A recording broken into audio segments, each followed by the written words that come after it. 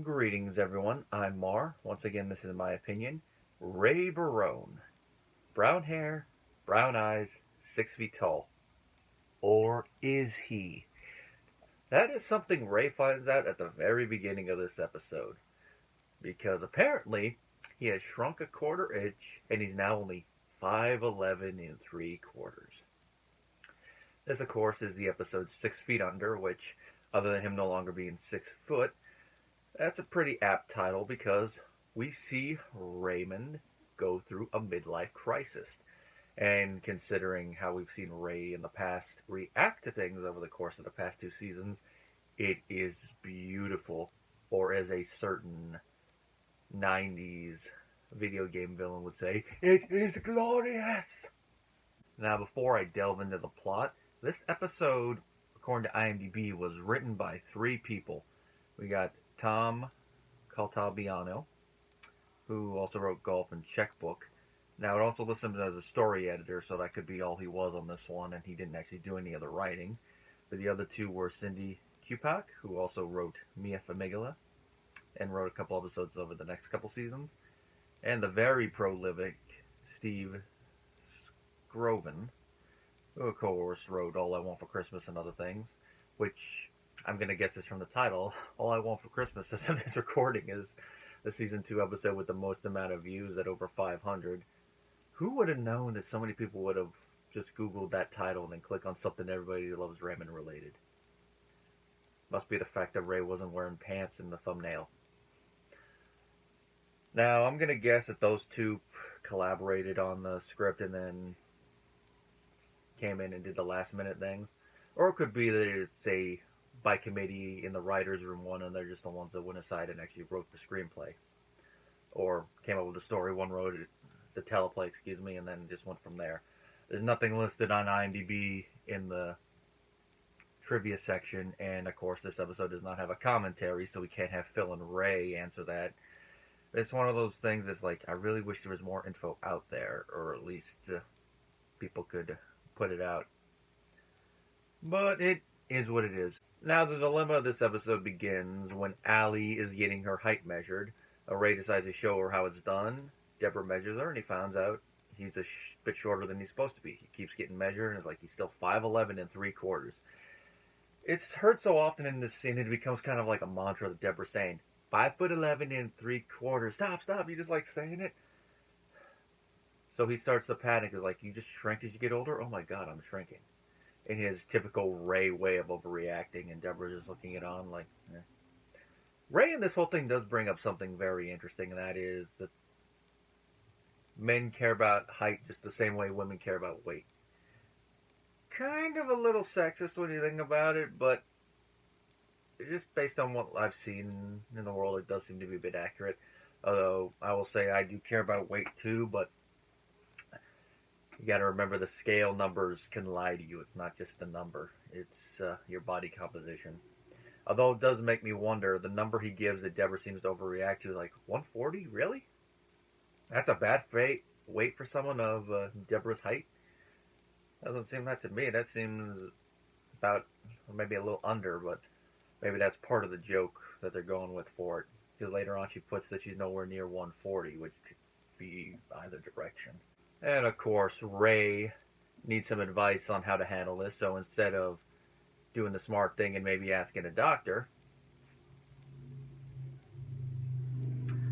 well, Ray decides he's going to have to figure out a way to deal with this, so he goes to his friends and family, starting with the former, which he talks to them after they lose a basketball game, so it's nice to see the Nemo Pizza League thrown back in there. Robert's back on the team, so it seems any bad blood there was at the end of Captain Nemo has been settled, and he's no longer working for Wohop's Chinese Takeout. Of course, Gianni's on the team now. Andy's still on the team. Mr. Smoker's no longer in sight, probably busy with other stuff, so that's why he was written off. Kevin's still on the team, and this is one of his last appearances on the show as the character Kevin. After this, he did have one more appearance in the season finale since it's a flashback. But after that, whenever we see Kevin James on the show in season 3, it's as the character he plays on King of Queens. Which I kind of get it, especially since there was a minor crossover at one point. which I didn't know about, which I still don't know if I'll review that episode as an aside just to see how that crossover went. But I think it's kind of a shame, other than that crossover, that they wrote the character Kevin out completely. Like, they still could have had him cameo every now and then. At least I would like to have seen it. But it is what it is once you get your own show. Well, they start telling him that maybe you're just panicking because there's some things you haven't done in your life that you want to do. And they'll start giving him different advice. Stuff is brought up, like Robert brings up he always wanted to run the New York Marathon, which I can see the appeal of. I mean, it's crossed my mind of trying to get in shape to run the LA Marathon, but now with everything being as it is, I don't know when that would be.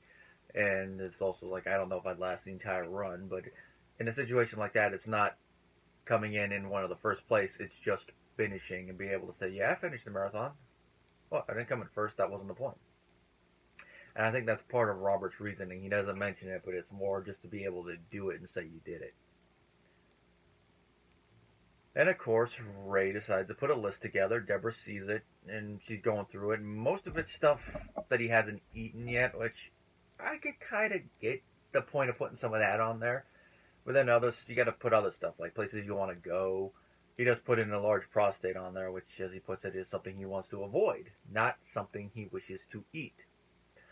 And of course, Debra, being the supporting wife, does bring up a good thing. It's like, you're a writer, isn't there some type of writing project you want to do? Like, don't you want to read the great American novel? Which was, as an aside, the first time I ever heard that phrase, which I don't know if that speaks for the fact that my teachers decided not to actually use that phrase, or speaks for when I first saw this show, because one of those weird little things. But then Ray's like, I don't even want to read the great American novel.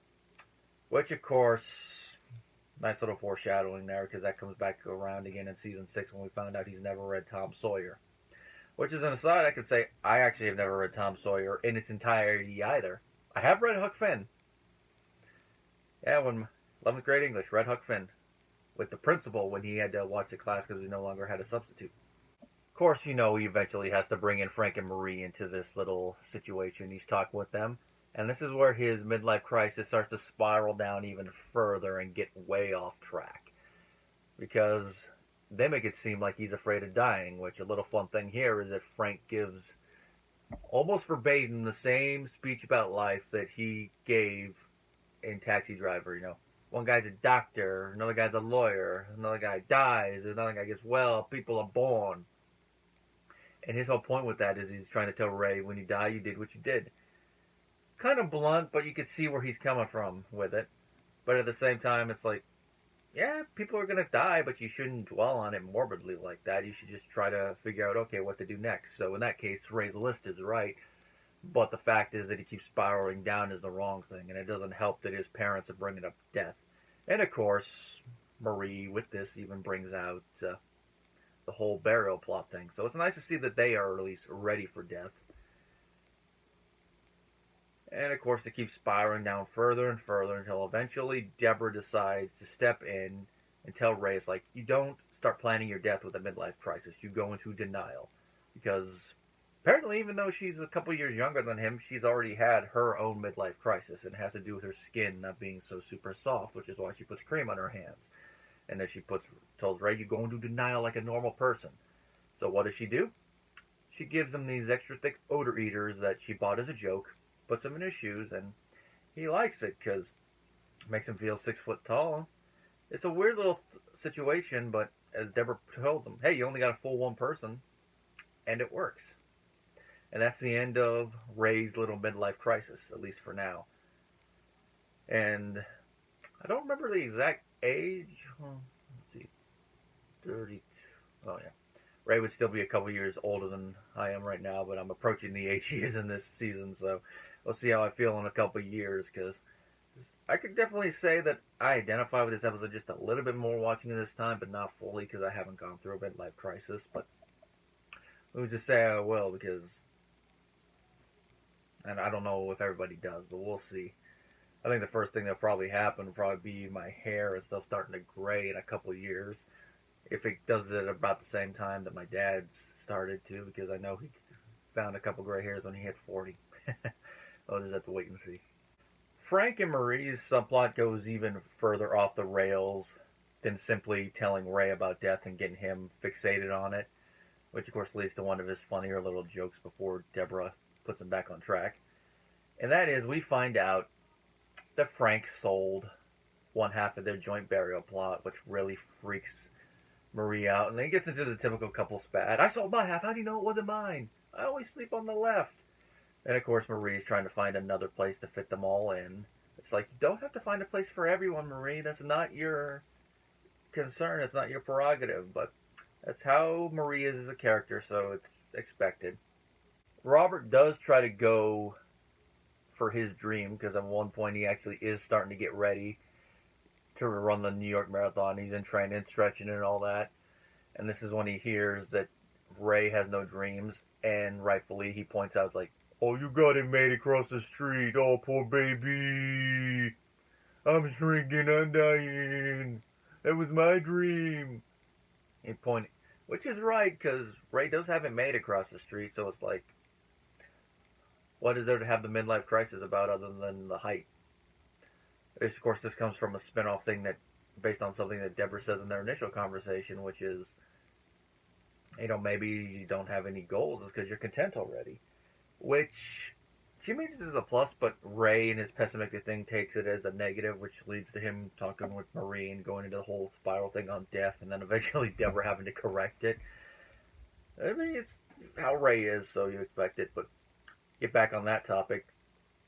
Robert kind of has to put that dream aside because while stretching, he overstretches a muscle and pulls it. So, no Robert running the New York Marathon. The NYPD gets no representation that year. Now, if there's any dreams that get realized in this episode, it is Frank's. Because when he's talking with Ray, he tells him, you know one thing I've always wanted to do, Ray? Sing more like Tony Bennett. But look at me. Am I Tony Bennett? Maybe look-wise, no, but in the end scene, Frank goes to karaoke and sings a rendition of I Left My Heart in San Francisco. Which I will say Peter Boyle actually did have a pretty good voice, and that's something my grandmother did agree with. Because that's one moment of us watching the show where I remember her comment, like, he has a pretty good voice. And he carries the tune that we hear pretty well. Of course, he has to throw in a gag. Thank you, ladies and gentlemen. My wife thinks I'm in the bathroom. Which, of course, is a moment that they would use in constant little compilations and video edits, even when we don't have the audio. And just the fact seeing Frank with the microphone in his hand. And what makes it funnier is he even turned down ice cream to go sing like Tony Bennett. All because, as Robert puts it, Ray got him thinking.